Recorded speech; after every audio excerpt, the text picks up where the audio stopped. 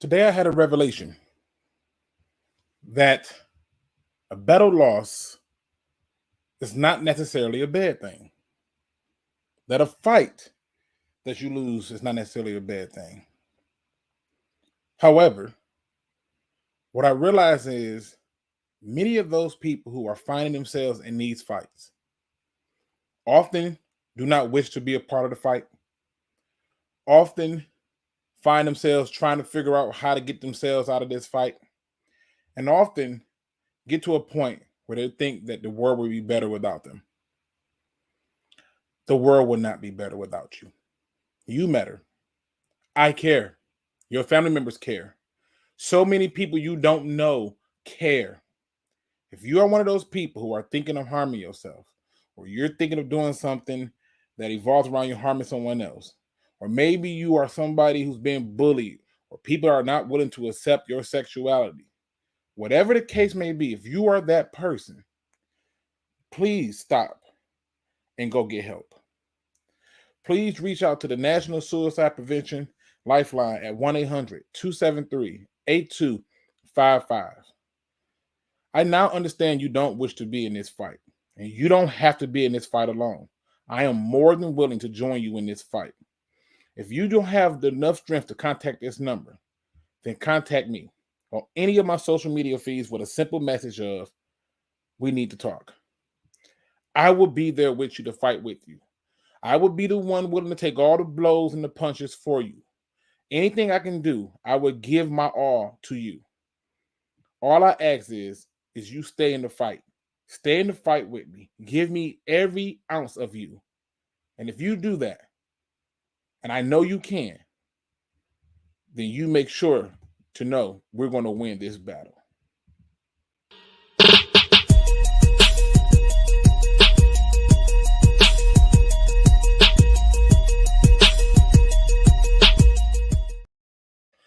What's going on, Pride Nation, and welcome back to another Field Review podcast show where we talk all things Detroit Lions. And I have been out of the loop for a while. It is for a reason. I literally found myself trying to make sense of a lot of things, and ironically enough, I got held over for overtime. So, yay! like 100%, yay! Like I could not be more happy that that's how we getting down. So getting that out the way. Do got a little bit of house mail to knock out, so we're gonna do that. And if you saw my thumbnail, then you know for a fact that with that thumbnail comes some things. All right. It comes some things that we need to talk about. Now, I chose today's photo because this is what I am called. I am a hopium dealer. Apparently, I deal hopium. And I put here, the Lions need talent. Same old Lions, 0-5. You are what your record say you are. Real men don't cry. Embrace the suck. And I got question marks by many of these because these are some of the things we're going to be addressing. These are some of the things that we're going to be discussing. And so we're going to talk about that and then some, okay? JT won't let me live it down, boy. He won't let me live it down. So it's one of the things that we got to look at and keep it 100. So let's see who in the building with me before we get into all of this, because I think today's tone is going to be a little bit different. I think the things I'm going to point out are going to be a little bit shocking. Now, everything I'm going to point out, make no mistake, I can show you in film, and I can show you through different pieces that support what I'm saying, okay? But who's in the building with me right now?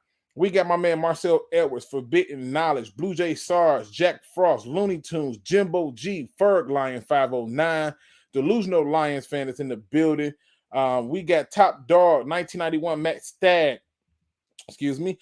King Santos. I hope I said that right. I always botch these names, but I hate that. Never fear, King Santos is here.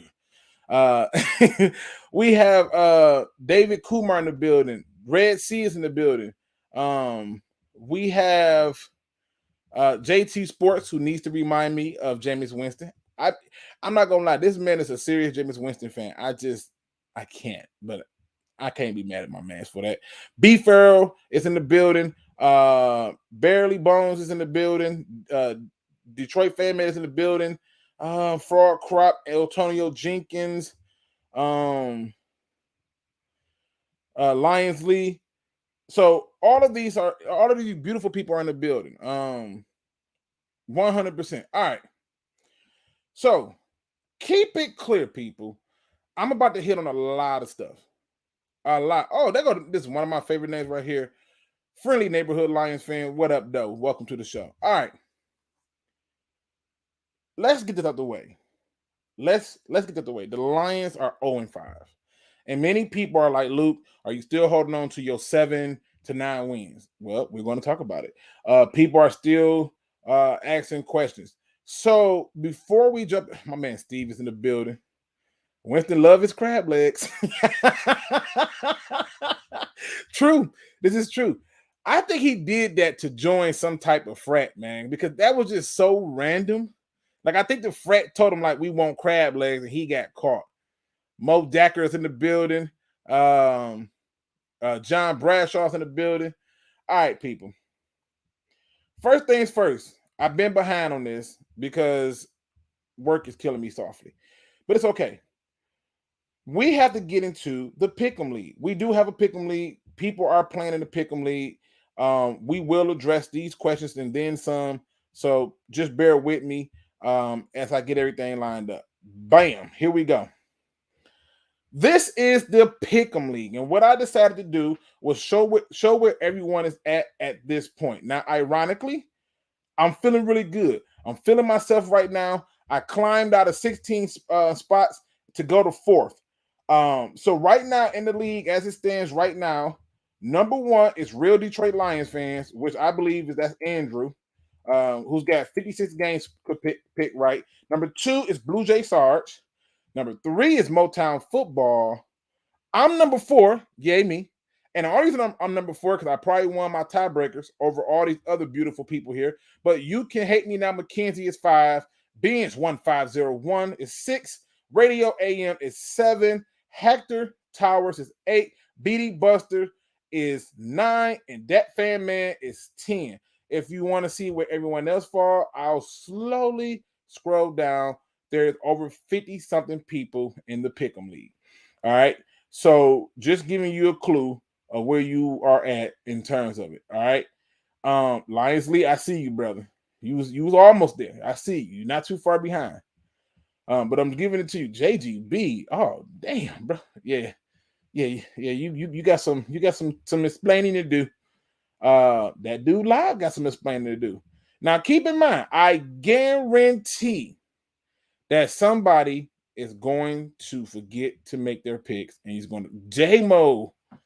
Ouch. That sucks. All right. So I want to get that out the way. DeJuan, 6-74. How is that possible? DeJuan, you not being for real. You was BSing. You just decided you just going to throw all your picks in advance. I ain't mad at you. All right. Now, we now got to go through and look at week 2 winner. And week 2 winner was Efficient Ellery. 13 picks. You can't beat that. You know, you're talking about 16 games, you only missed 3. Damn. BD Buster was 2. Blue Jay Sarge was 3. Detroit Legend was 4. But yeah, I'm just gonna scroll up, let everybody see where they at. I want to get the house mail out the way first. This is week 2 where things got real for a lot of people. I'm gonna do this until I get us caught back up. And get it all covered. All right. Now I'm pretty sure it's somebody that didn't make no picks. It's very possible. But hey, what you can't say is you didn't get to see. I mean, look at me. I'm down here at 9. I was struggling about week 2. I was really struggling, but I figured out a few teams. Now, J-Mo didn't put no picks in for week 2, so that might explain why he's a little bit behind. All right. Now, week 3. Our winner for week 3 Pick'em League. Let's get on down here. Is Scatman or Shake Man. One of those. That's how I think it's Shake Man. I think that's how you pronounce it. Shake Man is tied for first with Benz 1501. Again, having a good time. I'll scroll down. So we can see what the results look like. Want to be fair. Don't want nobody to say I cheated them. Now that's week 3. I want people to understand something. When you're doing this Pick'em League, even if you miss a week or two, the bounce back in this is ridiculous. I promise you, because people forget to put their picks in all the damn time. So 100%, we get to see what's popping, and I bet you at least 4 people forgot to put their picks in. More than 4. Look at that. Look at that. More than 4 forgot to put their picks in. Now, week 4's winner for the Pick'em League was that was Detroit, but it's that fan man. But I know he's trying to say Detroit fan man, and I love his name. That fan man is number 1 tied, and so he's technically number 1 because guess what? He wins the tiebreaker. Those tiebreakers matter, people. Curt Steele was tied with first place with him, but falls in second. Obviously, having a better tiebreaker than Motown Football and Detroiter 147. Ben's 1501 again. It's in there, and this is for your week 4. Now, keep in mind, I'm getting ready to get to the last week. I got to get this out the way first because I'm behind. And so once I get caught up on this, I'm going to get into all things the Lions. But this is our Pick'em League, and I want to give y'all an idea where you at. Feel free to look at it. If you need to skip all of that good stuff, more power to you. But I want to at least show people where they fall at. So I'm hoping I'm doing this slow enough. And then we got a bunch of people who didn't get their picks in. It happens, people. I swear it does. Now I understand why DeWine kind of had a little bit of a bad record. Now, we jump over to the current week of week 5, okay? And number 1 was the real Detroit Lions fan. And he tied with me. The crazy part is he had a better tiebreaker. So obviously he's number 1. I'm number 2. Slick is number 3. You can call me fun. You can hate me now. Mackenzie is 4. But just giving you the catch up now on the catch up. I know somebody's gonna have a joke about that. I can see it already. Like a Phil Collins son. I can feel it in the air. Oh no, wait, was that Benny Siegel? Yeah. That's Benny Siegel. But that's where we at, people. So get your picks in this week. The next game is on Thursday, so you want to make sure you get those picks in and knock them out. All right. This is how we have our little funds, over 50-some people. And I propose by next year we'll have well over more than that. Okay. And a lot of people forgot their picks this week. Now, get that stuff out the way. I'm going to pick this whole thing up for the Lions right here with this article that I thought was very freaking telling. Lions Campbell puts it on coaching staff to create more big play chances for offense. Now, keep in mind, the reason I'm starting here is because I put a post up, and in that post, I talked about a number of things, i.e., break it up how you see fit. What percentage are you blaming this person? What percentage are you blaming that person, this group, blah, blah, blah. Give me the percentages. And an overwhelming majority of the numbers came in, and people were like, I'm blaming this, I'm blaming that, blah, blah, blah. I'm blaming a little bit of this and a little bit of that. So, with that being said, the first thing that jumped out to me was this article. Because one of my complaints that I did, I wanted to see what the fan base thought, but I instantly gave it my breakdown like this. I literally gave 60% to the coaches. 60% to the coaches. I then gave 30% to the quarterback. 30% to the quarterback. And then I gave 10% to the defense. Now, you may be saying, Luke, how in the hell did you come up with that? Clearly, golf is worse. And why the coaching? I always blame the coach first. I always do. To me, that's the one person who can change it all. He's the one common denominator to making sure things are better. And in my opinion, the coach has to do things to set his team up. And one of the reasons I'm blaming the coach, who, might I add, I am very proud of, I am very excited for, I am still in love with my coaching staff and the coaches. But one of the reasons I'm blaming them is because of how they're utilizing our talent, how they're putting the talent out there and stuff like that is why they're getting this 60%, because they are in charge of this. They make the decisions, they make the calls. And I'm not just leaving it to just offensive coordinator, defensive coordinator. It's the coaching staff as a whole. It's Anthony Lynn, it's Aaron Glenn, it's Pleasant, it's Deuce. Every coach if his name got a coach next to it, it's your fault. You need to do some things better. Dan Campbell put this team together. Dan Campbell assembled this coaching staff, and the results fall on Dan Campbell. All right. So for me, I simply looked at the utilization and the play calls that are going to set this team up. So when I saw this article, the first thing that jumped out to me was he's right. And his honesty continues to amaze me to this day. It's shocking at how often his honesty is. I enjoy his level of honesty. It's what we need to have. Now, the 30% went to Goff because, in my opinion, the quarterback play has been that bad. And it has been very disappointing for me, someone who truly believed that Goff would be much better than where he is right now. So this particular article comes from the Detroit News, and it's very telling. There's some points in here that we're going to jump on. First things first, it says a significant part of the Detroit Lions' winless start is this team hasn't been scoring enough points.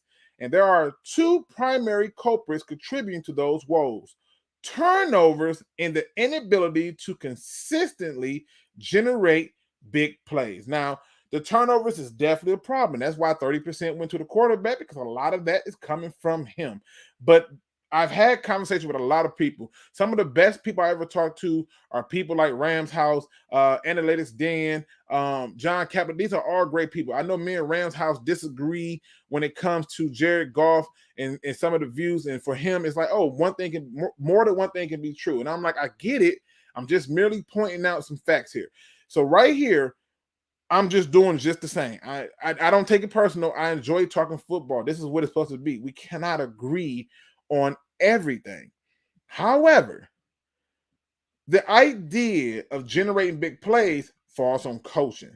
And so I started looking at a lot of different things, and you'll see what I found, because I could not believe what I found. So it says, when it comes to protecting the ball, the Lions rank in the bottom half of the league, coughing it up 7 times via fumbles and interceptions. They've also not been effective enough on fourth down attempts, converting just 3 of its 11 tries, including multiple in opposing territory. Quarterback Jared Goff has had a hand in most of those turnovers, losing 4 fumbles, including 3 the past 2 weeks, to go with a trio of interceptions. Coach Dan Campbell knows turning things around starts with the quarterback playing smart. Now, this is the first telling part of this story, because he started at the quarterback. He could have started anywhere else. Our defense has given up points. There's been a lot of talk that, Jared Goff is getting hit real quick and real fast and stuff like that. And I'm just like, I'm not buying it. I'm watching these games and I'm watching the tape and I'm not buying it. Okay? I watched it too much to tell you that it's different. So he goes on. This is Dan Campbell. He says he's got to take care of the football because he has shown up again. And here we go. We're in the red zone. Why are we struggling to get touchdowns early in the half? It's because we get in the red zone and turn the ball over. Otherwise, we might score, or we should score. So he's already identifying that, look, we're turning the ball over and scoring position. That's a shame. It's terrible. But it gets more intriguing because he didn't have to do this, but yet he felt the need to do this. And to me, this is coaching. This is coaching through the media, because he's literally letting his quarterback know, I expect more of you. This organization expects more of you. On top of the organization expecting more of you, the fans who do trust you expect more of you. So he goes on. Campbell highlights Goff's fumble in the second quarter against the Vikings as a prime example of a bad decision. Even though the offensive tackles were both beat on the play, with Penny Sewell assessment, Everson Griffin causing the fumble, the coach noted Goff missed a quick read that was part of the play design. Now, this is a telling part, because this goes back to the saying that Goff can't read defenses. Goff is staring down his targets. Goff is not looking at the first, only looking at the first read. And I know that fan man pointed out how ironic is it for them to say that when most fans believe that he's staring down that first target. But what you're going to hear Dan Campbell do is break down the problem with it. Because one of the reasons, I have always said this, one of the reasons that he's getting sacked in pressure sometimes, it's not because of anything else. It's because his pocket awareness is not where it's supposed to be, and he's not trusting his ability to put the ball there in those spots. He's playing too safe and too conservative. But here's your homeboy, Mr. Dan Campbell. He says, look, I think he's trying to take chances sometimes to a fault. Campbell said, I think he's trying to get it downfield. Sometimes when he might go to the first look one of those yesterday, tight end TJ Hockenson is open on the hitch. Just throw the hitch. Now, I watched a video the other day, or I think it was like 2 days ago, and it came up. It was one of There Goes Mommy videos, and he kept saying in the video something that I think most Lions fans and YouTubers have been saying, which is throw the ball, Jared, throw the ball. And so you have the head coach repeating, throw the ball, Jared, throw the damn ball. All right. So because there are things that are in play that don't need to happen. One of my complaints with Jared Goff is his reasoning for waiting consistently to throw the ball. Like, he waits for the whole route to be ran. Like, that's not how you're going to get things done. They need to expect that ball is coming on a hop. And if they don't, then we'll move on from them. But you got to get that ball out there. So he goes on to say, throw the hitch. Right? And he's telling, he says, he's open on the hitch. Just throw the hitch. Then we don't have the issue. We don't have the sack fumble. Just take what's there. We like it. And that's what it is. That's what it's for. If they are going to play off-man coverage, then we don't even have that mess. Essentially, what he's saying is you can blame the linemen. Yes, they got beat. The quarterback could have absorbed that if he just trusts the read and the plays and throw the damn ball. It says, as for explosive plays gained of 20 yards or more, the Lions aren't doing as poorly as you might think. They have 19 pass plays gaining at least 20 yards, which ranks them 7th in the NFL. But only 2 have gone for 40-plus yards, which is well behind the leading Rams, who have 7. Campbell said the game against the Vikings highlighted Detroit's top issue with big gains, a over-reliance on the intended target to do most of the damage after the catch. Now, if that's the thing, Golden Tate should be in your damn window right now and on your phone line. Just putting it out there if that's what you're looking for. But anyway, it says that's a hard way to try to get explosive, hoping you can get a guy that can break it, Campbell said. Every time you get the ball, you're catching an 8-yard route and then trying to bust it downfield. He goes on to say, the problem is that mesh with the offensive play calling and Goff quarterback style extended back to last season. It says through 5 games, he's average pass attempts, it travels in the air. This is the average passing attempt that travels in the air, 6.54 yards beyond the line of scrimmage. That's it. It says, which ranks him 30 out of 32 qualifiers. That is bad. That is a huge part of why I gave 30% to the quarterback. Now, the large chunk of it still go to the coaching because they're still not doing things to save him. But still, this whole article is basically a love letter to the quarterback. I need you to be better. It says in terms of throws, he's completing those. He has an average of 3.83 yards, ranking last. Therefore, it may not surprise you that Detroit pass catchers are 5th and average yards after the catch. 5th. Like, how are you supposed to? Okay. It says, even though they've shown limited effectiveness doing it any other way, Campbell made it clear Monday that he wants his offense to better at testing opposing defenses vertically. He also said it's on the coaching staff to better scheme up those shot plays, particularly with Goff protection, to accomplish that. So now he's taking accountability for the protection because he's saying, look, maybe we can change some things around and stuff. But it's funny that he brings this up because I found some interesting stats that shockingly scared me. Okay. It just scared me. I said, so he goes on to say, look, yesterday we took a shot to Khalif Raymond, Campbell said, referencing a long developing deep pass down the middle that ended up being underthrown into double coverage. Well, that thing got long. And see, that's the problem. You can't. Okay, we're going to keep going. It says Goff got pushed so far out of the pocket, and by the time he was able to set his feet, that's tough. All right, he says, I just think we have to do a better job with our run action, our protection, with our plan, just with our dropbacks, bumps, and nudges. Campbell said, let's protect him up and let him look down the field and make some throws. And let's find a way to help our guys get some release here. Now, he talks about this idea of them being creative and everything like that. Now, I'm going to show you first why this is all beautiful, but my problem is the coaching. This is the number one rushing team in the league, the Cleveland Browns. Number 2 is the Dallas Cowboys. Number 3 is the Titans. Number 4 is the Ravens, but we all know that a lot of that does come from the quarterback. It doesn't matter. And then it's the Bills. But let's look at the top 3 teams. Let's look at the Browns, Dallas, and let's look at Tennessee. Now, the reason I'm bringing that up is because when we come here, you clearly see that Derrick Henry is the number 1 rusher in the league. And we clearly see that Nick Chubb is number 2 and Ezekiel Elliott is number 3. And this, to me, is something very telling, because what this shows me is this, people, that my anger with this team is legit. I decided to go and look at the numbers. How many attempts is that for Nick Chubb? Let me make this big. I want to make this big. I don't want nobody to miss anything about this. Nick Chubb has 90 rushing attempts. Derrick Henry has 142. Zeke Elliott has 85. Let's go and see what their backups have.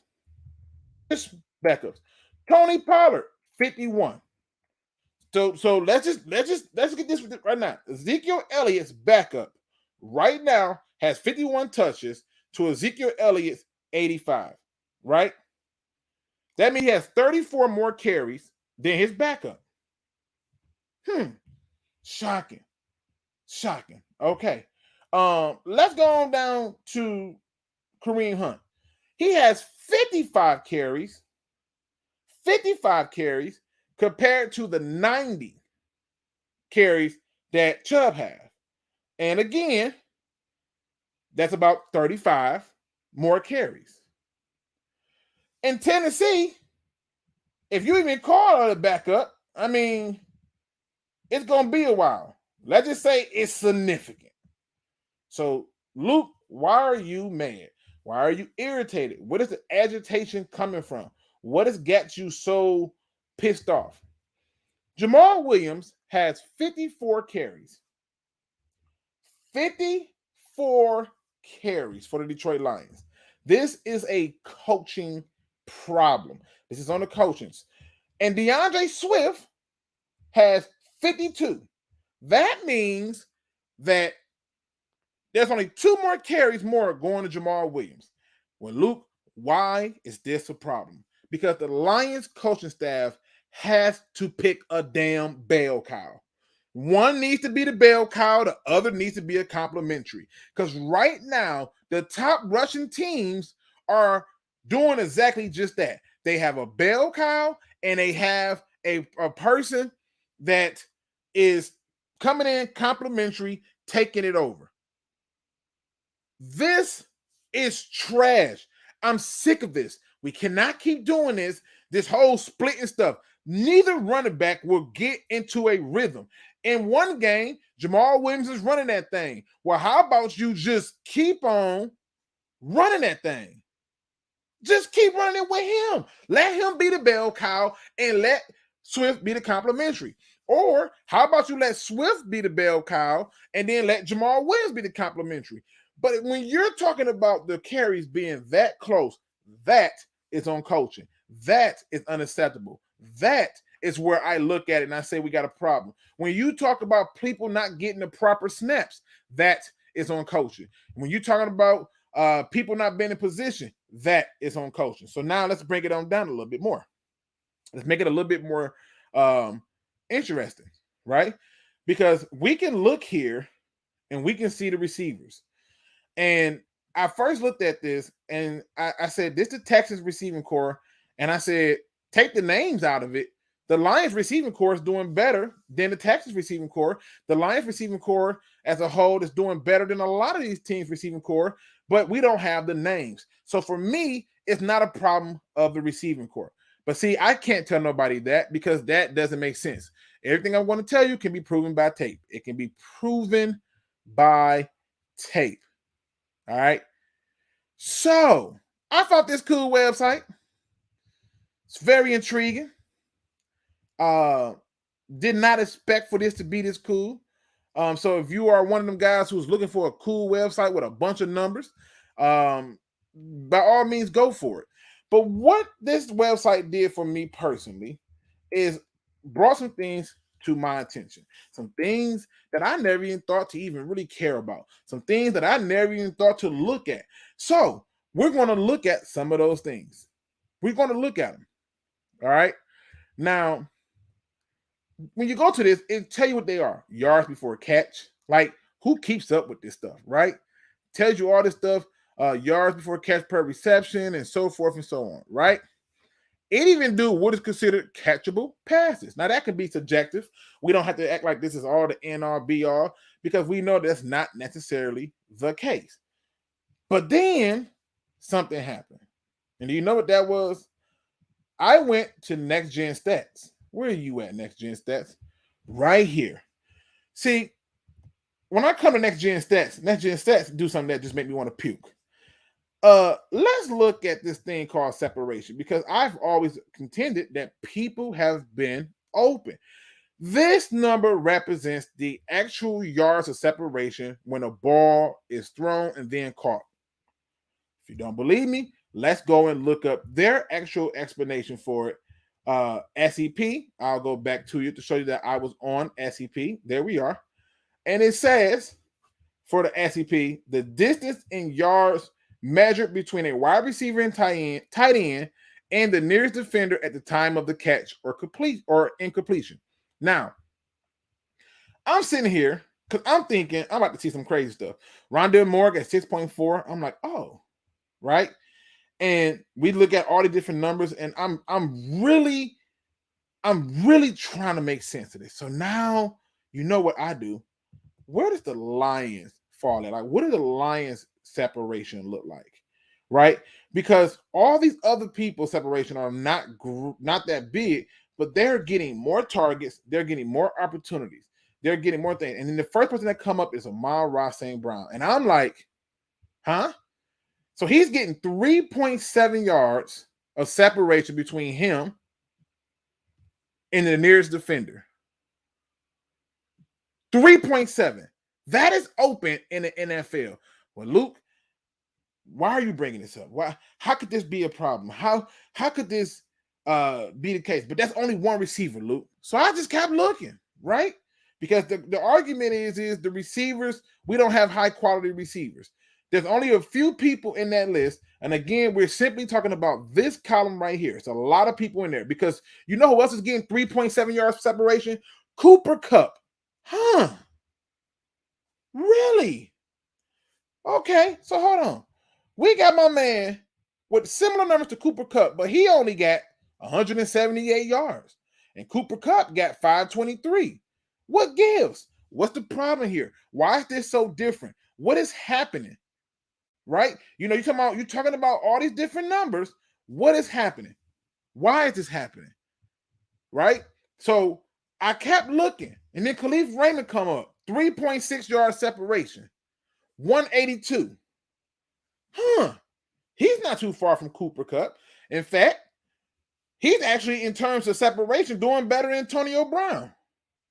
What in the hell is going on where I have at least two receivers now that are opening, and they're not matching up with the yards and touchdown production that they have? In fact, Amon-Ra doesn't have a single touchdown. Robert Woods got a 3.5 separation, still got more yards than our receivers. So then I thought, you know what, Luke? Maybe, just maybe, I'm tripping. I do that from time to time. I do trip. I'm really taken back by a number of different things, and it don't make no sense, right? Like, I can really be out my damn mind when it comes to this, right? But let's just say we be a little bit objective. If I know that I got two receivers open and I can keep going, and they're on par with Deebo Samuels, Robert Woods, Cooper Kupp, and Antonio Brown. I don't think anybody is saying them up some bad receivers, including Marquise Brown, who's dropping passes, but all these people got better numbers than our receivers. In fact, when I go down, as I'm doing right now, to get to the next nearest Lions person, it comes tight end. And he's not even getting the numbers that these other people is getting. Like, this is a shameful thing, but it doesn't matter. And we come down, that's 3 targets that has a nice size of work. I mean, hell, our tight end is getting more separation than Travis Kelce right now this season. And I know that they're getting covered and doubled, but if you want to tell me that Travis Kelce ain't, then shame on you. There is something going on. This is where this 30% come in on a quarterback, but this is mostly where the problem comes in with the coaching, because they can do some things to absorb this. They really could. They can speed the game up where he plays better in, and they can do a few other things. But I kept going. I kept going because now I need to see. Trinity Benson gets 3 yards, and he's on par with Deshaun Jackson in terms of separation with a receiver. And I'm thinking, yet he's not getting the targets. He's not getting the opportunities. That's 4 receivers, right? That's 4 receivers. His separation is better than a lot of legitimate targets, and he's not getting the ball. He's not getting it. These people are not getting the ball on passing downs. Why not? Quintez Cephas 2.7.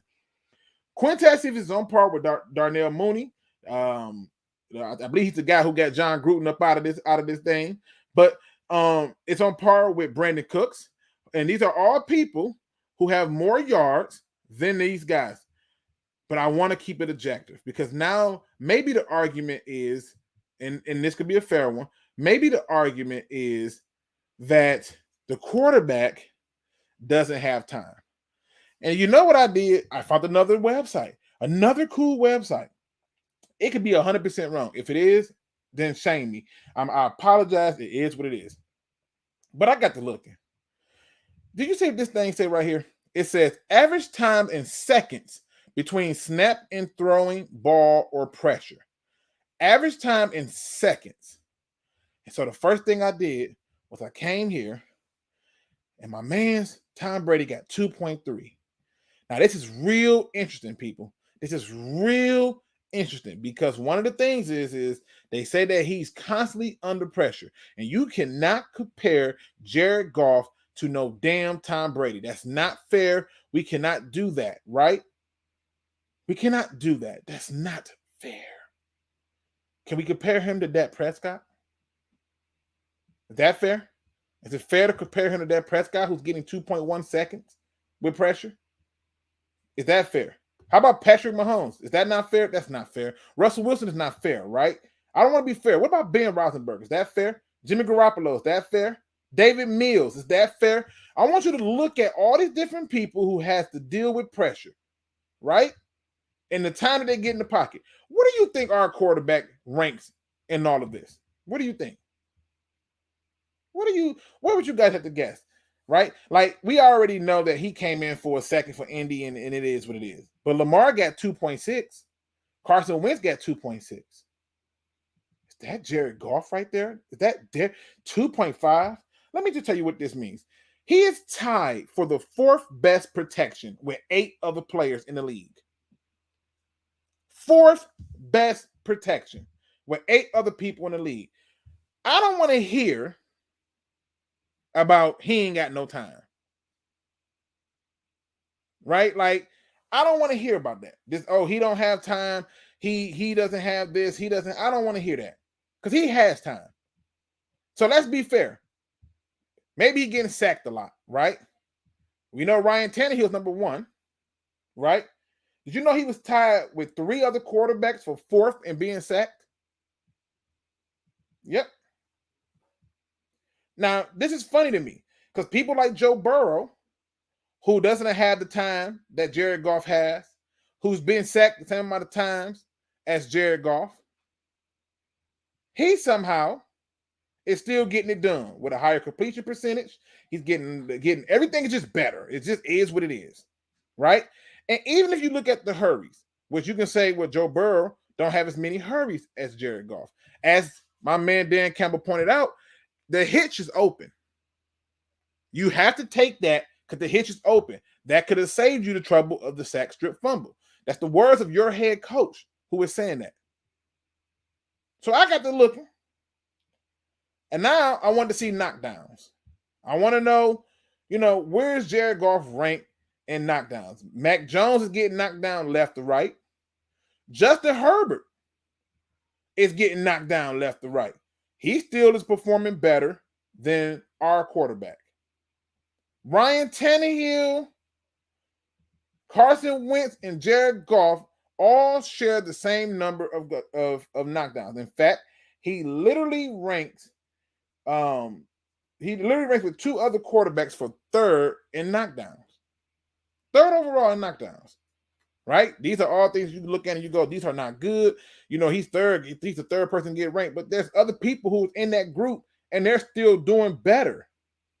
They're still performing better. And there's no getting around that. So then I said, you know what?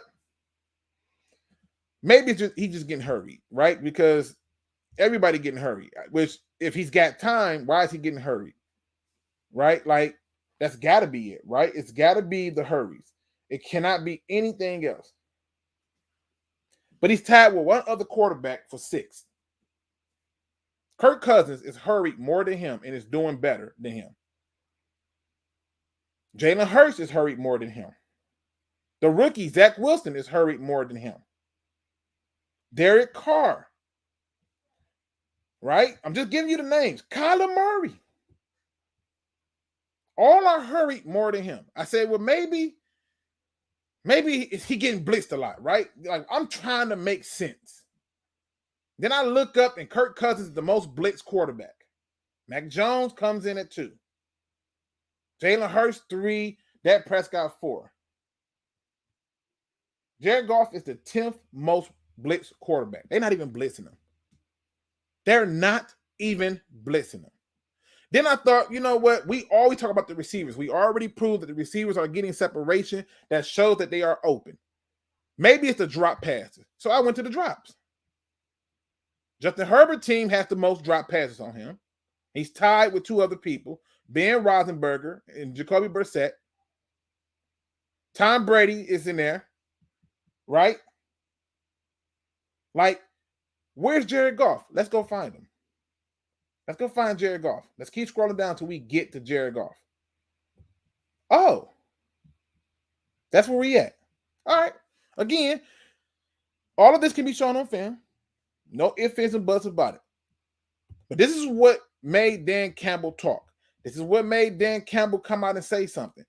And this is what I have to do and say, look, the quarterback needs to play better. These are not my words. These are the words of the Detroit Lions head coach. Okay? These are the words of the Detroit Lions head coach. I don't have to tell him to play better. The head coach will. When he says he's got to take care of the football, Campbell said, because he has shown up again, and here we go. We're in the red zone. Why are we struggling to get touchdowns early in the half? It's because we get in the red zone and turn the ball over. Otherwise, we might score or we should score. I'm not the one pointing this out. I'm not the one highlighting plays where the head coach is saying things like, look, one of those yesterday, tight end TJ Hockenson is open on the hitch. Just throw the hitch. Then we don't have the issues. We don't have the sack fumble. Just take what's there. So, Luke, why are we doing this? I want to show you my 30%, but I'm going to show you, as I break it down, I gave you the first part, this rotation, this balance crap that they're doing, we need to pick a damn bell cow. And they're not doing it just with the damn running backs. They're doing it with the linebackers. Pick a bell cow. Somebody has to be the one. We can't keep doing this. And it's not like something that you should be mad about. It's just saying he's right. Coaches need to be better. They just do. They just do. So now I go to this. Found this cool website. I think it's called NFL Savant. This could all be wrong. Right? All this information could be wrong. But when I saw this, I thought, how intriguing was this? This shows our scoring for the season per quarter. 10 points in the first, 23 points in the second, 21 points in the third, 44 points in the fourth. That's a total of 98 points. The Lions, another reason why it's on the coaching, the Lions haven't played 3 quarters, let alone all 4. And it's something that's been going on. Now, I'm giving you all this bad because I'm finna get into the good, but I'm giving it all to you right now so you can get it out the way. When you go over to the defense, here's what it looks like. 24 points in the first, 58 points in the second. 37 points in the third. If you look at this, we're scoring 21 points in the third, giving up 37. To put it in perspective, we're scoring 10 in the first, giving up 24. We're giving up 58 in the second to score 23. And in the fourth, we're scoring 44 points and giving up 19. Can I get that fourth quarter play for all 4 quarters? We've given up 138 points to our 98-point score. Now, part of it is definitely on quarterback, and a lot of it, 60%, is on the head coach. Now, I just happen to just play around with it. Right? I just happen to play around with it. Because at some point, we have to just see what the problem is. So now that brings me to my question. Luke, do you still stick with your 7 to 9 win prediction? Do you still buy into that? I believe that there are still 7 wins on this schedule. I do. I 100% do. So we play the Bengals. I think that's a very winnable game. We're at home. They pissed off. They 0-5. They've made some great adjustments. Everybody thought we was going to get blown out by the Vikings. It barely came down to a snippet of a chance. I think we can win that game. Los Angeles, it can go either way. I suspect that they'll beat us, but it can go either way. The Eagles, I believe, is a winnable game. Pittsburgh, who is struggling with Ben Roethlisberger, who has just lost Juju Smith-Schuster, and for some reason forgetting that they have a running back, I believe we can win that game. The Bears, I believe we can beat the Bears on Thanksgiving, and I believe we can beat Minnesota. Now, the reason I believe that we can beat Minnesota is because there's a very popular Minnesota YouTuber. Very, very popular dude. And when his team wins, he will talk all kind of trash. But there is something different. The feel is different. Because when I went to go listen to his video, here's what he sounded like. And usually for these post-game shows, especially after a win, it's all upbeat. And it's like, oh, here we go. The best X, Y, and Z record in NFL team in NFL history. But only the Vikings can make you feel this disgusted after a win. Like, my God. And the fact that we're one Greg Joseph game-winning field goal away from it basically being the book of Revelations, where they should fire everyone, they should burn down all of the existing structures and salt the earth to make sure nothing ever grows there again, because obviously it is cursed. But sports are supposed to be this fun escape from the doldrums of everyday life, but the fact that it is this stressful and gets you this amped up or this low, I don't know, man. I don't know, but the Vikings, 2-3, the best 2-3 team in NFL history, and it's as frustrating of a win as I can remember in recent history. Because, I mean, why is he so damn down? You would have thought that his team was the actual 0-5 team. The frustration on his face is because he knows that they barely came out unscathed. He knows that this team is not where they're supposed to be. He knows that they are not as good as they're supposed to be. Even with good play from Kirk Cousins, they're not where they're supposed to be. That gives me confidence. The Denver Broncos, I believe that's a winnable game. The Falcons, I believe that's a winnable game. That's 7 games still left out of a schedule that you literally have 12 games on. I feel confident, and you should, because this is not the same old Lions. To make it more apparent, let me just show you why I made my thumbnail, so we can answer all of the questions. And you can go back to calling me the hopium dealer. So first thing first, same old Lions? Absolutely not. This team is 100% different. Everything about this team is different. The coaching is different. The reason to have hope is different. There's no reason for this to be the same old Lions. When people are sitting there saying that the Lions don't have talent, they need more talent, I don't even buy that, because the talent that we have is showing that they're performing. But again, this falls from coaching. 60% of my blame go to coaching. This falls from coaching. They're not even utilizing the talent right. Now, I will say this. Derek Barnes did get 31 defensive snaps, which is about 46% of the snaps, which is way better than the 18 snaps he got the previous week, right? Like, I was very happy to see that. Now, Jalen Reeves-Maybin, because they got to figure out who's going to be the bell cow. You have to pick one. Jalen Reeves-Maybin got 41, which is about 61% of the snaps, but pick who's going to be the bell cow. Seriously. Alex Anzalone's snap count should be coming down, but it ain't. That's on the coaching.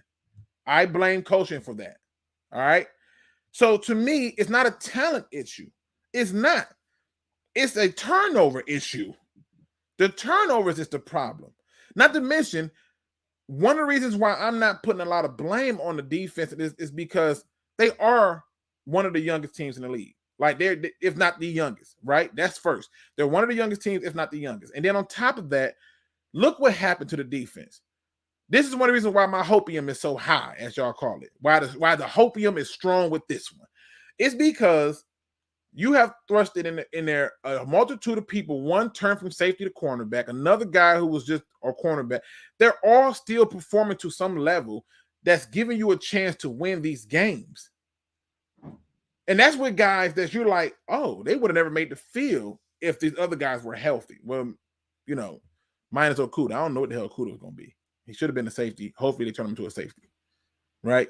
So now I look at this. I look at all the youth and all the different things going on. It's hard to not say, oh, it's a talent issue. You're not in these games because you lack talent. That's not what's happening.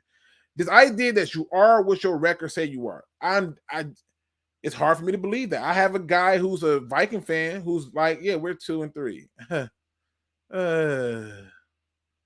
He's not impressed. And other Viking fans, because I follow their news, they're not impressed. They're disgusted that they barely beat the Lions. That it came down to a long field goal. They're disgusted. They feel that the play calling is predictable. They feel like, why are they running the ball so much and scoring opportunities and stuff like that? They're not happy. So are you what your record say you is? No. 0-5, indeed you are. That's what the record is. You are 0-5. But are you better than 0-5? Yes. A lot of things had to happen for you to get there. Now let's talk about real man don't cry.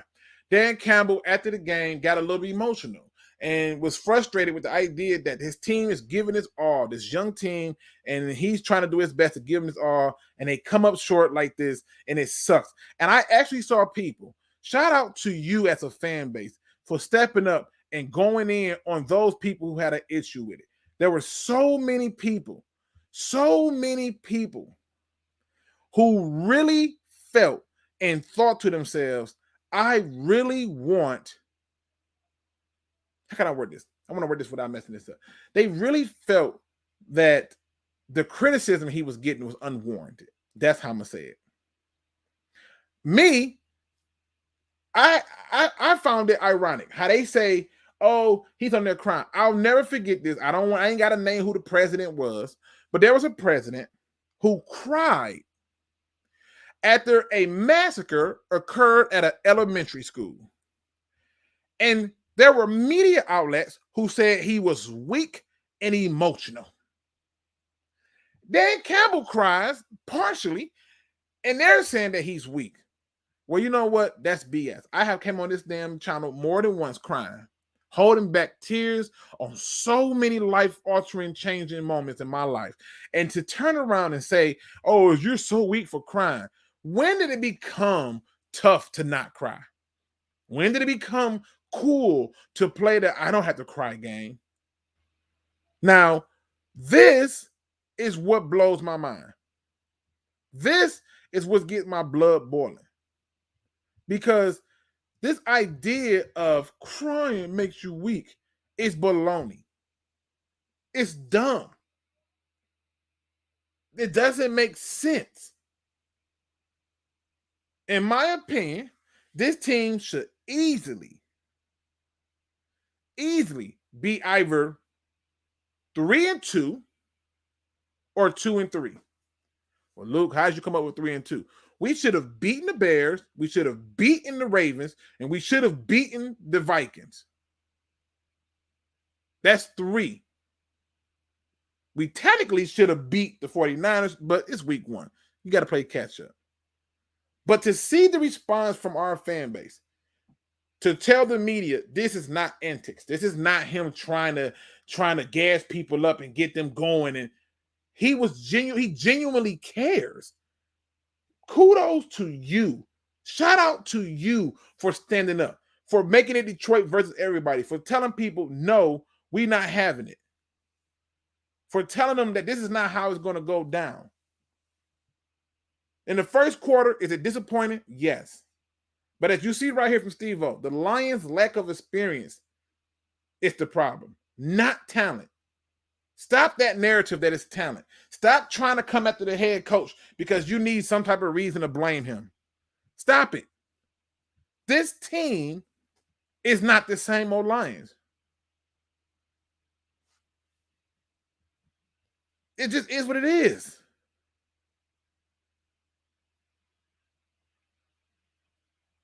It is what it is. The fact that they are making an issue of him crying and saying he looks weak is trash. It's disgusting. As if though that is not the way it works. I put as much as I can on this picture so y'all can know what I'm going to hit on before I take y'all questions.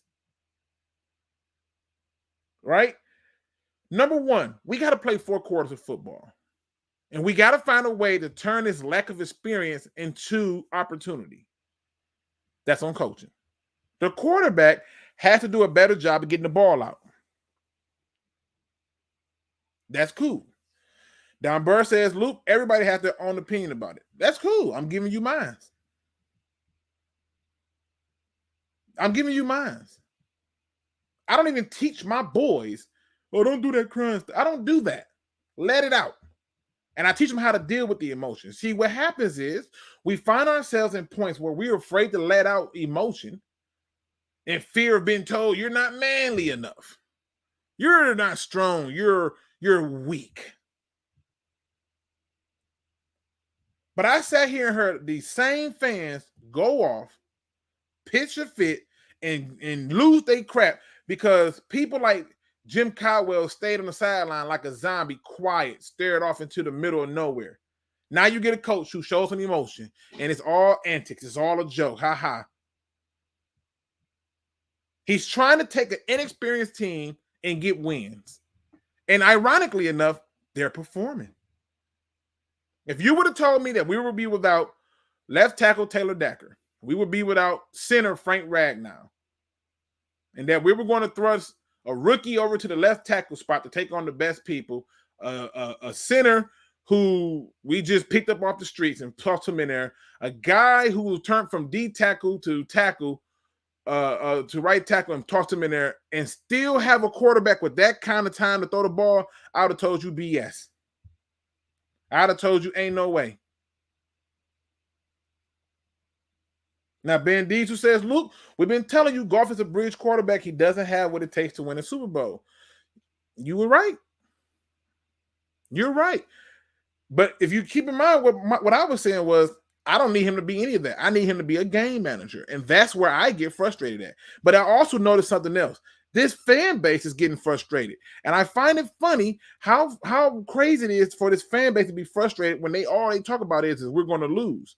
You're frustrated because you see what we see, that they should have won those games, how they were in those games with a chance to win those games, and something happened that took it away. That is where I find the beauty in my hopium.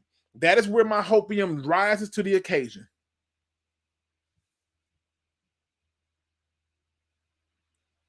It's the case of the truth. He's supposed to be a game manager. I'm going to show you another fun fact. Because I think sometimes seeing is believing. I'm going to show you another little fun fact. Right? So if we go back and we look at every single game, and if you were a betting man, right? Let's say you was a betting man. You just like, you know what? I want to bet something. How many games did you say we had more rushing attempts than passing attempts? How many? If you had to just guess, how many would you have said, yep, we had more rushing attempts? Now, I can show you games where the Bears have had more rushing attempts than passing attempts. I can show you games where the Browns have had more rushing attempts than passing attempts. But every single game that we have had more passing attempts. And before somebody go down the road, or because we always playing from behind, don't play yourself like that. Don't do it. We're not utilizing our weapons. You go to the box score right here. It's the first game. I believe he threw the ball 51 times or 57 times. That's what it was. I believe it was 57 times he threw it. Yep. So 57 times to 24 rushes. Take 3 of those out for Jared Goff. So 57 passes to 21. Well, Luke, we was playing from behind the whole time. Yeah, because they was not running the ball early on. Even though they were running it good. 9 carries for 54 yards, a 6-yard average, and you're not handing the ball off more. Come on. Let's go to the next game. Against the Green Bay Packers. A game where you basically dominated half. 27, nope, wrong side. Damn it, excuse me. 36 passing attempts to 19 rushes. Take out the 4 for Jared Goff. 15 freaking rushes to 36 attempts. In a game you're dominating at half. Okay, let's keep going. Go up against another team, the Ravens. Let's see what we doing here. 31 passing attempts to 27. We'll take out the 1 for Goff. 26 rushing attempts. Another game where we were running the ball. Okay. This is all on coaching. This is all about coaching. They have to see this data and say, damn, we giving up too quick. 38 passing attempts to 25 rushing attempts. Take the 3 out. That's 22. That's not acceptable. In fact, I'm going to show you one more fun fact. Watch this, y'all. Watch this. Y'all, it's amazing to me when I saw this. Let's look over here. This the Lions. Y'all let me know when y'all see a running back with at least 20 to 25 carries in any one of these games. Jamal Williams against the 49ers, 9. DeAndre Swift, 11. Jamal Williams against the Green Bay Packers, 7 rushes. DeAndre Swift, 8. Let me know when y'all see 20 or more to one running back. Against the Ravens, DeAndre Swift, 14 carries. Jamal Williams, 12. We're not even hitting 17, 18 carries. But okay, let's keep going. Against the Bears, Jamal Williams, 14 carries. Swift, 8. Against the Vikings, a game where we was running this thing unheard of. 13 carries for Jamal Williams, 11 for DeAndre Swift. This is on coaching. You gotta pick one. You want to split carries? Split carries in the game you're going to run the ball heavy in. Split carries in a game that you're going to run heavy in. Don't make sense. We have to be better. How do you have these two running backs, this tandem that is performing? You know what? Let me give you another fun fact. Because I know somebody was talking about this before too. I can't remember who said this to me, but it was something to the effect of they're not breaking tackles, or let me see, was it they not? Yeah, it was something like they're not breaking tackles. Yep, that's what it was. Okay. So this whole thing about they're not breaking tackles, and they're not getting no yards after the catch and all this other stuff, right? And so I was like, oh, this is the rushing yards they have before they even get to contact, right? Now, this is the rushing yards before contact per rushing attempt, right? And again, this is the rushing yards after contact. So let's go with them with the before they even get contact, right? This is before they even get contact, right? Before somebody ever puts a hand on them. Let's see how far we got to go down for Jamal Williams' name pop up. Oh, he's not far. He's 8th. Shocking. But that can't be right? 196 yards? He's at least 3.6 yards down the field before he gets hit by somebody? That seems pretty damn good to me. Now, yeah, could we be in the 4 points? Yes, we could. But 3.6 is pretty damn good. Where's DeAndre Swift? We ain't got to go too far. He getting 3.3. Then before he ever gets hit, before he ever gets touched. Now, somebody's going to say, but he only got one broke tackle, Luke. Yep, he ain't been on the field like he's supposed to, but, I get it. Jamal Williams, he only got 4 broken tackles, Luke. I get it. But when I go through and I look at these numbers, you ain't going to tell me it's because we're not getting good yardage. Run the damn ball. This falls on the coaches. That's all on the coaches. There's nobody else can take that blame but the coaches. Steve-O says, Swift has struggled a little rushing the ball, but Williams could easily be one of the leaders in yards if he was getting the carries. I don't even care if Swift has been struggling. Pick a bell cow. If the bell cows are going to be Jamal Williams, cool, then make Swift the complimentary guy. Where the other part comes into play is Swift's ability in the passing game is better than Jamal Williams. But Jamal Williams is a better blocker. So you got to pick your poison. I get it. But I'll be damned if you telling me not one of these single running backs has ever gotten over 14 freaking touches in 5 games. How, Sway? How? I'm just putting it out there. Now, what I'm doing is this. All right? I'm trying to give it to you for a reason because I want you to understand something. The Lions really do have a good coaching staff. The Lions really do have the right guy, in my opinion, to be the head coach. One, he cares about this team.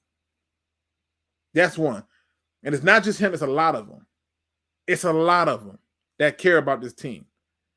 2, they understand that they have talent. Injuries are starting to mount up, but they have to be better at coaching, as you see here from Jimbo G. They have to be. You saw what Swift can do when you finally gave him a chance to roll. Ran right through the tackle. Like, what up? We here? What we doing? You got to let people eat. You got to let people get into rhythm. You got to let people build up and make things happen. And for me, we're lacking in that department. So here's my review. First of all, with the Vikings loss disappointing. Yep. Very sad and frustrating. All right. It's very frustrating.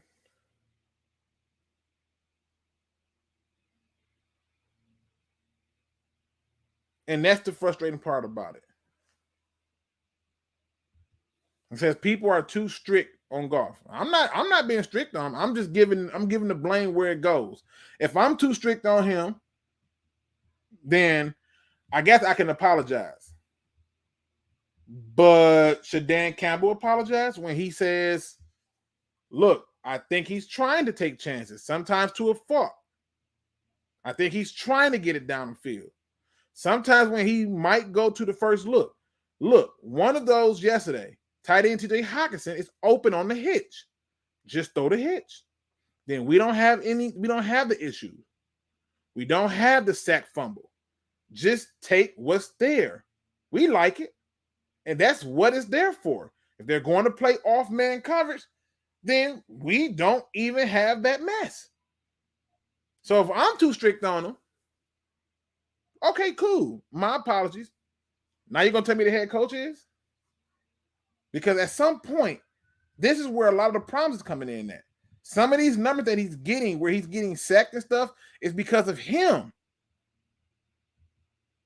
It's because of him.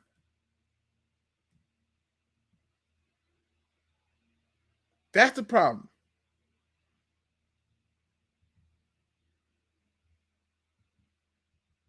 That is the problem.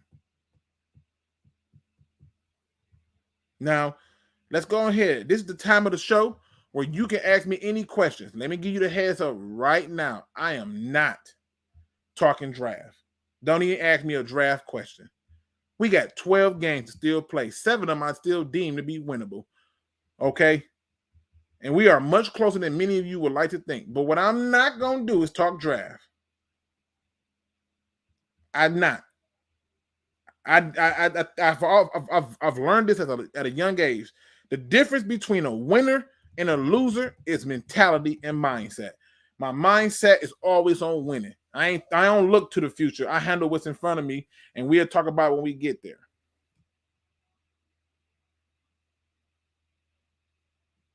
Like, it is what it is.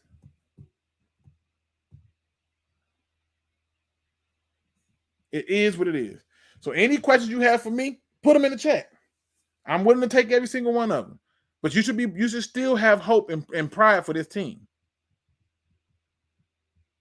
Like, seriously. Luke, first question. Why are you not talking draft? Just playing. It's just mindset mentality. But I love the question.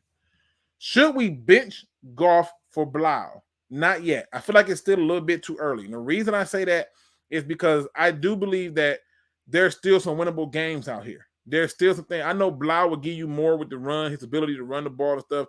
But I say, if we're 0-7, yeah, I would bench him.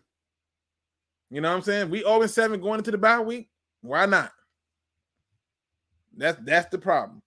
Luke, are you sure we can beat the Bengals? Yes, the hell I am. Okay. The Bengals to me is a strange team. They're very strange, right? So, like, just think about this, right? The Bengals is a team that probably should be doing better. But some of these games are very telling. So let's review, right?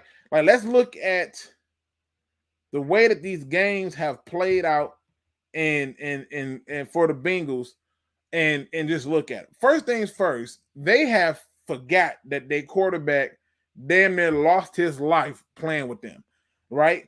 And I just look at the games and I look at the game that they won and that they lost. They beat a Minnesota Viking team in overtime, right? And it's like, yo, okay, cool. You managed to get the ball running, things are going. But then you lose to the Chicago Bears. And they ran the ball down the Bengals' throat. Then you go out and you beat Pittsburgh. Great. But then you're up here battling and struggling with Jacksonville. Letting Jacksonville get up on you real quick and swift. Like, how? How? Then come out and have a good game against the Packers somewhat, but in my opinion, you still struggle. Y'all kicker ain't there. So the Bengals kicker ain't there. So yeah, I feel pretty damn confident that we can beat them at home. Because here's another thing. All these games they had have been close. The only game that has not been close is the game against Pittsburgh. That's the only game that ain't been close. That was 24-10. But game 1 against the Vikings win 27-24 overtime. Game 2 at Chicago lost 20-17. Like, Jacksonville 24-21. Green Bay lost 25-22 in overtime. Like, come on. Yeah, I do believe we can beat them. Seriously. I really do believe that. I think they have some problems. Losers don't win with a losing mentality. Nope. If you expect to lose, you don't deserve to win. It's that simple. It's how I always was taught when I grew up. If they don't trust Goff, run the football. 3-back system to protect the team from Goff's turnovers. That's easy. And that's why it's on the coaching staff. He's throwing the ball too much. We haven't had a single game in 5 games yet to even begin to say, oh, we led this in rushing. That's ridiculous. Let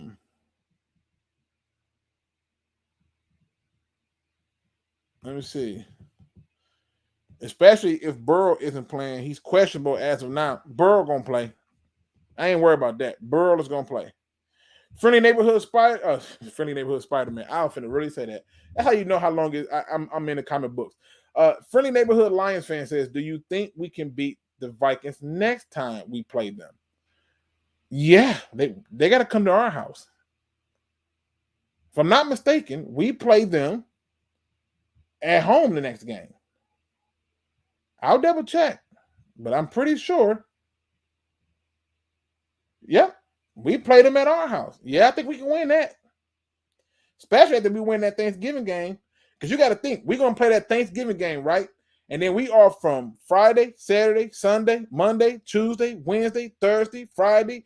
You talking about 8 days before we got to play again. Yeah, we're going to be ready. Yep, I believe that we can win that game. I believe that there are still 7 winnable games on the schedule. I mean, let's see. We got I'm gonna go through these questions and make sure I don't miss nobody.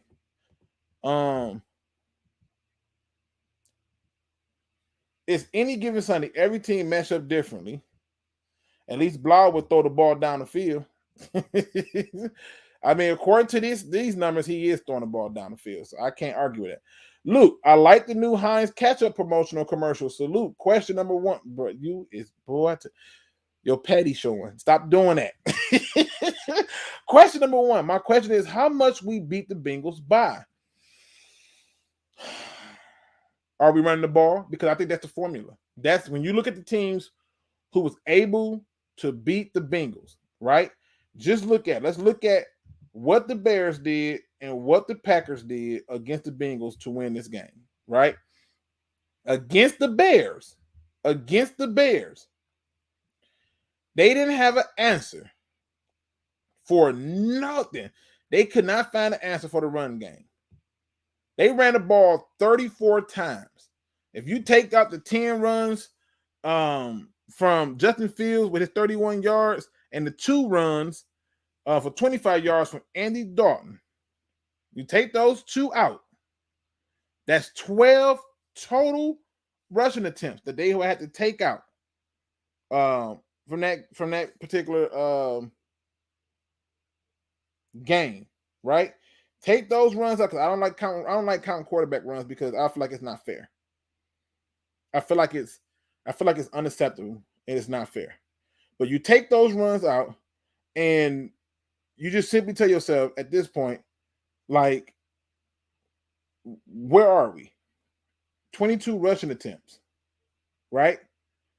And the reason why the rushing was so prevalent in beating this team is because the other team couldn't run. So if you can stop the run and they can't, I suspect that we beat them by 10. But if you can't stop the run and you can't run it, 7. Question number 2, how do we beat them? Run the ball, stop their run. Force them to throw the ball. Like, I'm not going to lie, Jefferson had a field day in the first half against our corner. What did he do in the second half? Because they just went away from him. Why? Because they changed and adjusted to take him out the game. You can do the same thing to Jamar Chase, which means that our guys got to buckle down on Boyd and the other receivers and stop the run. That's how you do it. Let's see. Do you think that Benson picks up was a bad move. I don't. I think we need to utilize the talent we have, which is why I keep blaming the coaches. I think the move makes sense. He's getting open. He's had opportunities there. Yes, he's had drops too. But to be able to really see what his full potential is, like Cardell Hodge, you got to play him. And we're not doing that realistically. And when we are playing him, he's a decoy or a blocker. I find that to be ironic. You know, I'm surprised they ain't calling no damn Wildcat at this point. You got 2 running backs. Good luck. We lost on the field goal on a day where the most extra points kicked was missed in league history. Yep. When Dacker returns, the Lions should go to power run football game. 3 backs, Jefferson, big receiver, Hodge, Williams, Benson package, go smash mouth and play action. I'd take anything at this point if it's going to evolve around us running the ball, but this abandoning run too soon and trying to split runs up to make people happy, all you doing is pissing off DeAndre Swift, and when it comes time for a contract renewal, he gone. Antonio Jenkins, the real question is, are we sticking with Goff next year? Now, know how badly he is playing this season, or do we take a risk and draft a quarterback? They may still draft a quarterback, but even if they draft a quarterback, Goff is your starting quarterback next year. Just get used to it. Greg Charlie says, what up, Luke? I got in late, but what do you think the Lions record will be now? I still got us at like 9-8 or 7-10. So somewhere between 7 and 9 wins. I'm not wavering on that. Mathematically, I'm still in it. And then 2, I think there's still 7 winnable games. And if you're wondering what those 7 winnable games are for me, I'll show you. Cincinnati 1, Eagles 2, Pittsburgh 3, Bears 4, Vikings 5, Denver 6, Falcons 7. And if you get those 7 and you could sneak a win against the Rams, which I'm not betting on, or you could sneak a win at home against the Cardinals, and I might even say realistically 8 because Russell Wilson is out for the season, so they might be able to beat Seattle. Like, I don't think nobody's afraid of Geno Smith. So there's still 8 winnable games on the schedule. 8 and some possibles. So yeah, I would love to just be like, oh yeah, it's gonna, it's over, but that's not the vibe I get. What are your thoughts on John Gruden? I think we're in an era where what was considered locker room talk, what was considered private conversations is no longer private. Even with some of your closest friends, you tell some of your darkest secrets to, they may not tell the people around you. They just find somebody who don't know you and tell them. So at that point, it's not a secret. And so in my opinion, what he did was ridiculous, but I think the reason he resigned was because he was already on a hot seat to get fired any damn way. And at that point, he just figured, let me just try to save face and save some career by saying, hey, I made a mistake. But do that mean that he's not going to be in somebody's booth or anything like that? Nope. Don't forget, Richie Incognito is still playing in the NFL with all the things he has said and done. And he ain't the only one. So as far as I'm concerned, this is much of the same. A lot of things have always been alive. It's just been concealed more. That's all it is. Don Burr says, I love the direction of this team and staff. I understand the process. That's exactly how you have to be. You have to trust that process. It is what it is. Russell coming back. Man, Russell ain't coming back. Russell ain't, I promise you Russell ain't coming back. They ain't gonna, by the time Russell come back for that game, they ain't got nothing to play for. I'm sorry. They ain't got nothing to play for. So let's see. Power sweep right, power sweep left, hashtag Joe Lombardi. Hey. I want a mobile quarterback that can use his legs when the play breaks down. I mean, we all love a mobile quarterback, but let's be honest. Benson is going to have to play now that Cephas is hurt, and I think you will fall in love with him. Because a lot of people were sitting there talking about, Amon-Ra St. Brown, bro, he ain't doing nothing. I'm like, he ain't being targeted, right? Now everybody are like, Mario, he balling. He getting better. No, he's been balling. Has he had his fair share of drops and stuff? Yep, but most of them passes were not even catchable. Let's run the damn triple option, Luke. I'll take anything at this point. My man Dan says, sorry, I'm late. I got held up at Heinz ketchup truck on the way. I swear, Luke, I was driving in. Boy, y'all is petty as hell. All right, let's see. Question number 3. What do you think about the BMF series? If you read the books, you know that the series is cool, but the books was very detailed. And then you start to get into all the different little branches of the story. It's crazy. For people who haven't watched it, it's like, yo, but from it's a little embellishing going on from what the book was speaking of and what the actual person was talking about. It's a little embellishing, but it's still a good show. Very interesting to me. He says, don't skip. Boy, you is terrible. These fans want 0-17. I don't understand why you want 0-17 to take who? You want to take Thibodeau? Where he gonna play? Whose spot he taking? I wait. Whose spot is Thibodeau taking? Nobody. I don't understand this. What quarterback you taking at the going first overall? Nowhere. Come on, man. Stop it.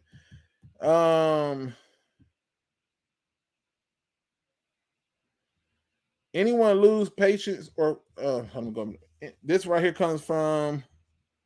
Wait a minute. Why did that skip down? I gotta go back and find it.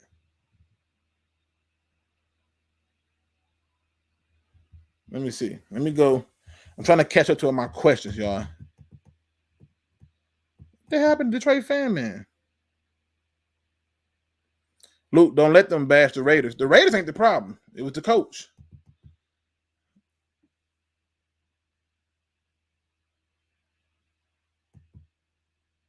Let me see. I'm trying to see anything else. Let me see. My man's SpeakEZ said he loved the direction as well. Told y'all he was overreacted. He overrated. Yeah, I mean, listen. Some people just what can I say? Let's see. Lions ain't had nothing to play for since week 1. Could be true. I disagree, but you got to go the way you got to go.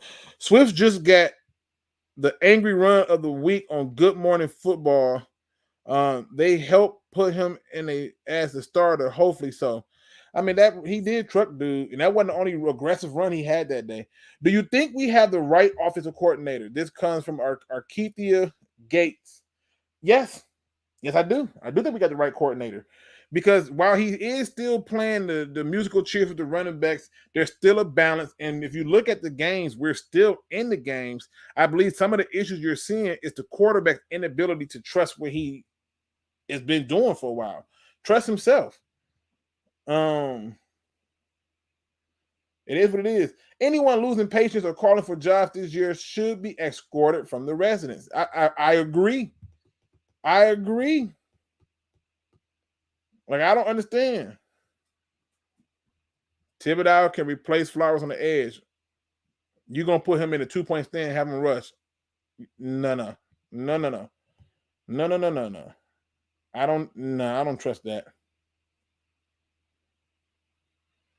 Let's see.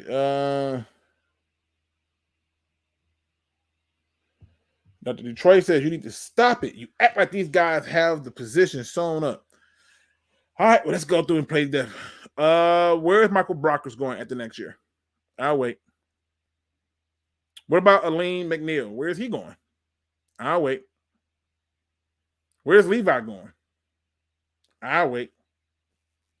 So now you're going to take Thibodeau and do what? Put him at outside rushing? Stop playing with me. That's the same old Lions move, in my opinion. You want to go 0-17. He's not better than Sue was in college, but you want to go 0-17 for him. By all means, God bless you. I can tell you right now, that's not what they're targeting. That's not what they're looking at coming up with this draft. So don't even get your hopes up for it.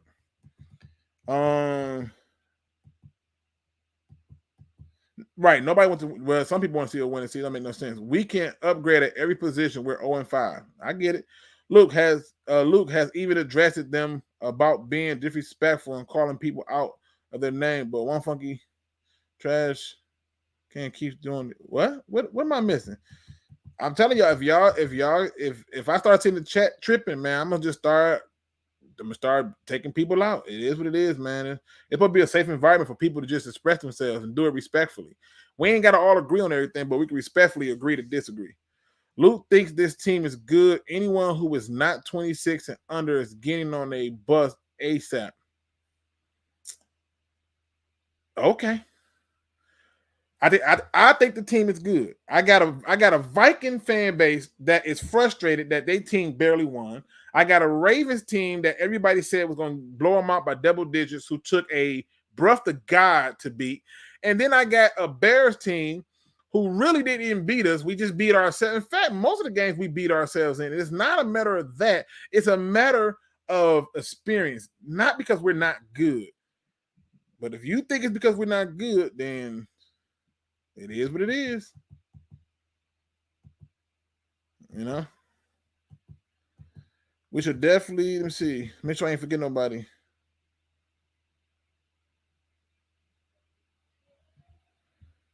Let me see. Luke said we wouldn't talk about the draft and look at it. I'm not talking about the draft. I'm talking about roster moves and logical thinking. You're talking about people that want this team to go 0-17 to do what? I don't understand the logic behind that. That's a loser's mentality. I want to win every game. My man Anthony in the building. He says, "What up, though, Luke? Sorry I'm late this week. Hope that you are well." I am. This is from Roar of the Lions UK, a huge Lions fan who knows his stuff, and you got to check their stuff out. They always get it done. Also, I'm supposed to be joining Man Hour today around like 8 o'clock, I think it was, to talk some just general football as a whole, and get into it. Also, before I get out of here, I got to point this out. Did anybody happen to hear the commentator at the Ravens? Anybody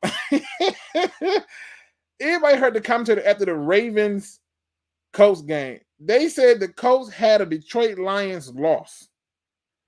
A Detroit Lions loss. The level of disrespect. That's crazy to me. I love the disrespect because at some point they're going to have to put some respect on our name. They're going to have to. Let's see. The team is not good. The team is not good. The team is fighting. Yes, talent upgrades are needed everywhere. Shaking my head.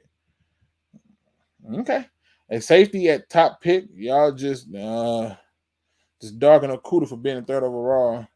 As I said, I don't understand what these people want to talk about. Greg, Charlie, the reason we keep beating ourselves is because they lack talent on defense, Luke. You're disproving your own point. We don't lack talent. That's not what it is. We lack experience. Talent would mean that you don't have it at all. I can show you some untalented players.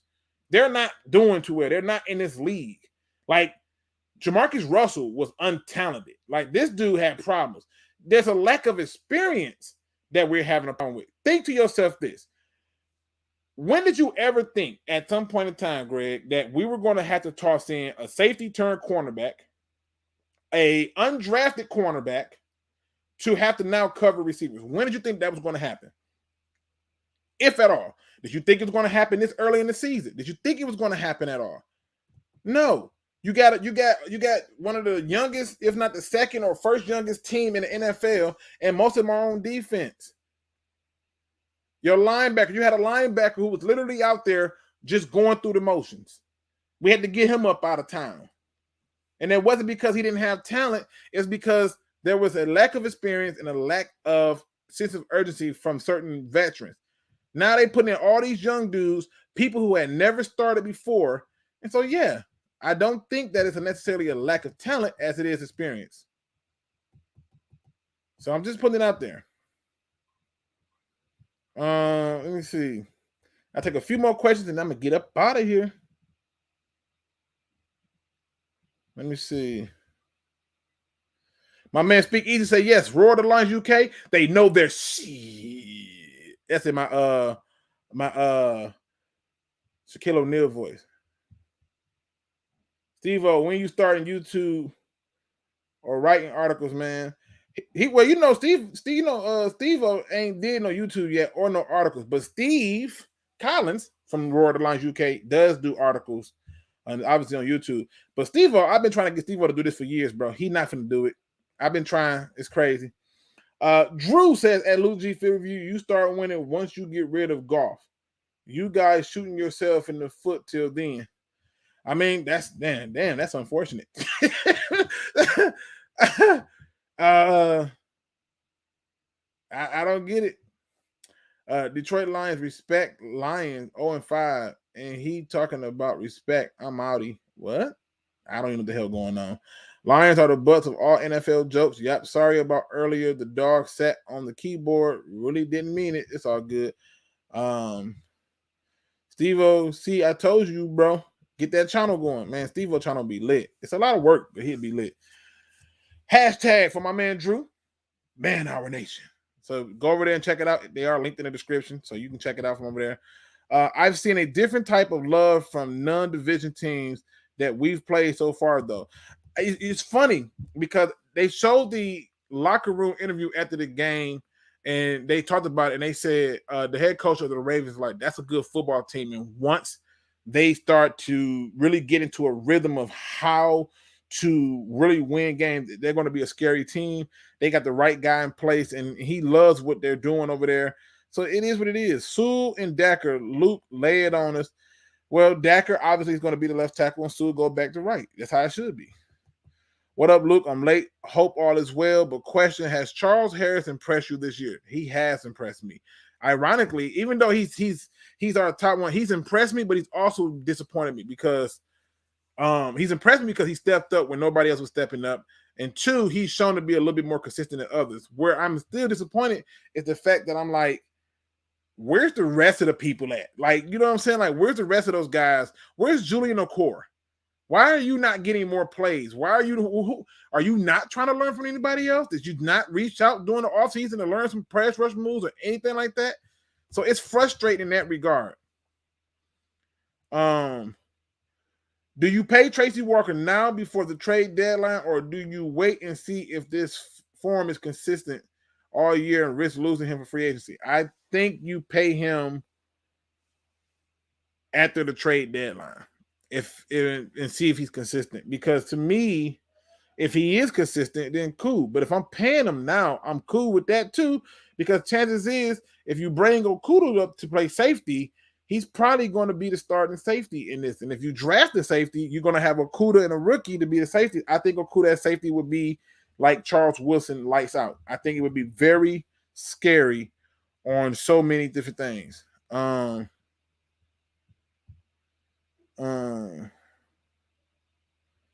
I just don't see them taking a person like that to play outside edge rusher. But that's, the guy's had his hand in the dirt for the most part. But whatever.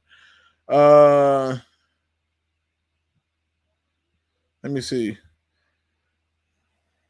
Luke question posted 56 times. Is it different from the book? Just ask your take on the BMS story. A little meat came to Flint for the water crisis basketball game. How's the family doing? Family doing good. Thank you. Man, I hope yours is doing great too.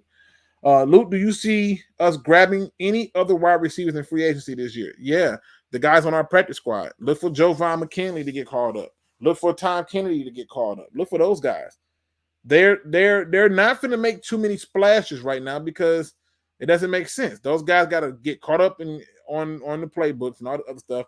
And you got guys that you can still play. So I don't see the reason in doing it. So yeah, on our own thing, 100%. Let me see. I think Walker is best as a third safety. I take it. I will take it. All right, people. All right. The Bucs removed Gruden from their ring of honor. What a fall from grace. Let's be honest. The only reason he won a Super Bowl with the Buccaneers is because he went against a team where he installed every single thing, and that team was already designed and put together by Tony Dungy, and he had the best possible scenario of any head coach can possibly have, which is going against his former team in the same season that he put in all of their play calls. They knew everything, and they stormtrooped her over, walked all over them, and it was no problem. So, yeah, that's what that was about. All right, people, that is my show. I gotta, you know me, I got to leave this thing on a positive note. It's enough negativity in this world, and the last thing I want to do is add to it. I have no desires whatsoever to add to this world of negativity. Today's positive quote really caught me off guard because the source itself is what blew my mind. Literally just bruising, carousing, checking out the internet.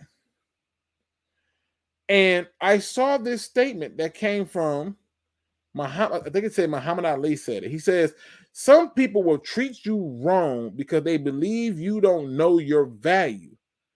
But they are wrong. You do know your value. You just need to make sure that your response does not support their lies. Oh, let me get this one again. Some people will treat you wrong because they believe you don't know your value. But they are wrong. You do know your value. You just need to make sure your response does not support their lies. 9 times out of 10, there's going to be somebody who, for whatever reason, wants to find a way to treat you wrong. They're going to try to get a rise out of you. They're going to try to get you upset. They're going to try to irritate you, agitate you, and aggravate you. And you know why? Because they're hoping that your response will live up to the lie. Do not give in to that. Do not give in to the BS. When someone is so stupid, let stupid stay where stupid is. You ever see a person try to argue by themselves? Me neither. No one is waiting around trying to save the world from people who want to be stupid, for people who can't find happiness, for people who need to just be disruptive. Instead of allowing them to move you, show them that not only can they not move you, they are not significant enough for you to care of their words. Your response does not have to match up to their lies. With that being said, ladies and gentlemen, I will be back at it again, talking some more football tomorrow.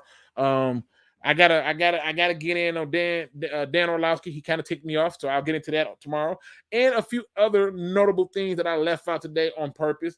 That's going to lead up to the game against the Bengals that I think we will be wise to take a look at. So expect to see those tomorrow. Also, catch me over here on Man Hour, where we're going to talk some football in general about the NFL. Not going to just be Lions, probably be a little Lions talking there, but it's going to be football in general. So come check me out over there. That's going to be at 8 p.m. Eastern Standard. And as always, ladies and gentlemen, you know me. Don't be no chump. Please do your research. I am out.